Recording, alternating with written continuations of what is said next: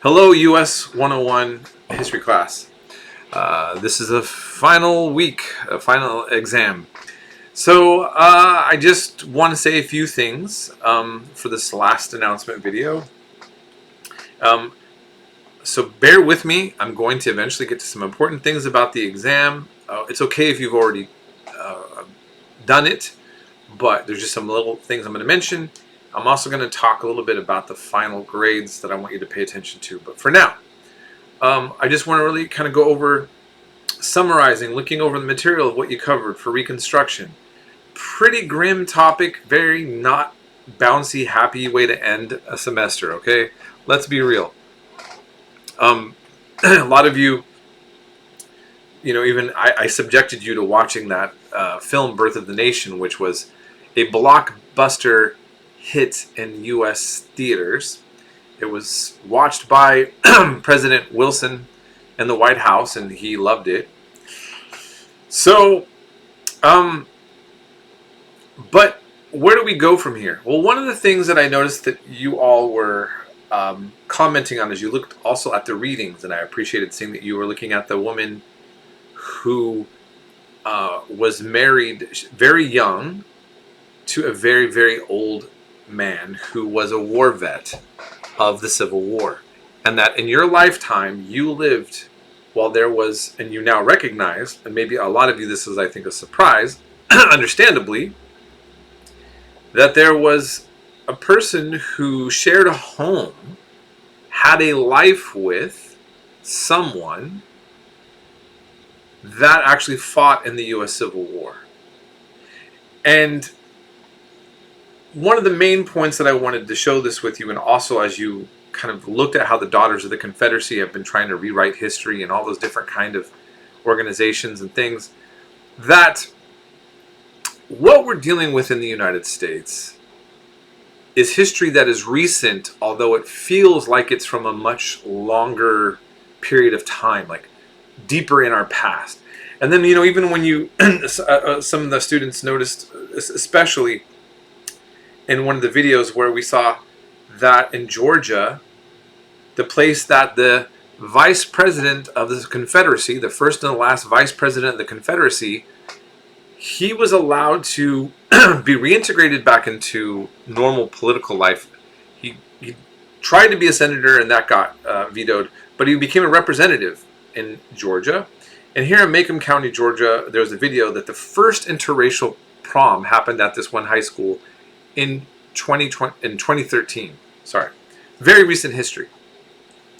So, again, what you're seeing in the discussions, what I noticed that a lot of you were observing, is that the U.S. Civil War really isn't that long ago. And if you take a look at even segregation, I was born in 73. Segregation ends just a few years before, less than a decade before I was born. So we're talking about recent history. And it's not a positive thing, but I want to just remind you all that when we think about all the unresolved issues we have in the United States about identity and race and just the history and how we should view our heroes, or who are our heroes in the United States, and what do we make of their legacy, and how does that fit into what it means to be America? What is it to be great? When were we great? What will happen again and what won't happen again? You get where I'm going with all this, right? So it's this more complicated scenario, but at the same time, I'm hoping that what you could take in a sort of positive way out of this is that you're now empowered with solid knowledge about just the reality of American history, the United States, and you see how recent our history is. You see how violent and turbulent it has been. And now we can try to move forward, but realizing, when people say people need to get over the past, it's very recent, right? And so I think we just need to take a step back and take a deep breath and really all ponder that together, okay? So I feel like the sentiments from between the notes that I read and the discussions that you all were mainly pretty much on the same board with that. So, okay. So that's what we covered. Well, now here we are. We get to the final. And here's the thing. Some of you have a really high amount of points. And you're probably thinking, do I even need to take this final? So here's what I have to say about this. I do not answer questions. I officially give work, and the work, I don't give it to say, don't do it. But listen to me carefully now. Listen to me carefully. I also don't take it personal if people don't do work. I also don't figure out your grade for you when it comes to this situation. Okay? You can look on Canvas and you can see like hypothetical points on there, whether or not you can afford to not take this class and still get the grade you want. If that's what you want to do, you can write to me in the assignment slot for the final exam and say, Mr. Pollock, I'm satisfied with my grade and I will not be taking the exam. Okay? I'll give you the 0 and your grade should still be what you were wanting it to be. Again, though, don't ask me, Mr. Pollock, can I afford to take off to not do this exam? I'm not resolving that for you.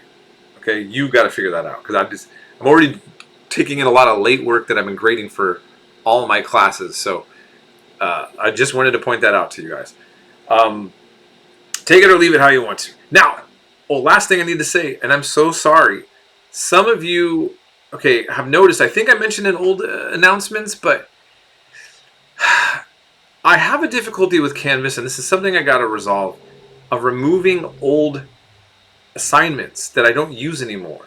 So Canvas in the gradebook has like a graveyard of old assignments, kind of like, that just are there, like relics of the past that are kind of in a nuisance because some of my students see them and they go do the work. Some of you did some work that's not, there was no assignment 44. There was no, I think you see what I'm saying. So don't worry about any assignments that weren't in the modules. Okay, now, so this leads me then to talk about your grades. So again, only worry about assignments if they were in the modules for each week. I want you to go to your grade book and just look from the beginning to the end and make sure that everything's been graded.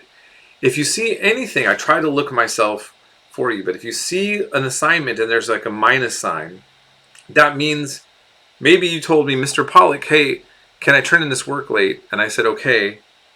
And then you forgot to do it, and I forgot to do it, and it didn't even put in a grade yet. And so that minus kind of treats the grade like an A. And so then if I see it and I go, oops, and I put the 0 in, your grade's going to drop, and you're maybe going to be surprised why that is. So please look over your own grade and say, is everything graded? Now, if you see a grade that you don't feel comfortable with, you don't think is right, you're saying, Mr. Pollock, this should have been a different grade. If you have an issue with it, if you have a question about anything in the grade book, this is the time to write to me on Canvas and quickly, right away, so that I can make sure that the grade that you get is a grade that you deserve. There's mistakes that I could have made. That's always possible. Right now is the time for us to fix it, not later. I've had students in the past that try to, a week, not a week, but shortly after I grade all the exams and I say I'm sending the exams to Pirates Nets, and then they try to debate a grade. It needs to be all settled before I put it into Pirates Net. Okay, even there I can fix things, but now we have a big mess on our hands. It just takes time, and I got to do paperwork, and we don't need to do that. Let's just figure it all out together right here. Okay, so it's the last thing I wanted to say on that. And I just want to tell you all that is a very hard and busy semester for me as well. I see how many of you struggled. I understand the struggle. The struggle is real. I appreciate you all. I hope that none of my emails sounded impersonal or impatient if sometimes you were asking certain questions or wanting certain things.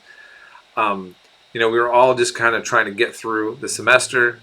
I do appreciate all my students. I hope all of you are able to advance and fulfill all your dreams and goals that you're trying to achieve for yourselves.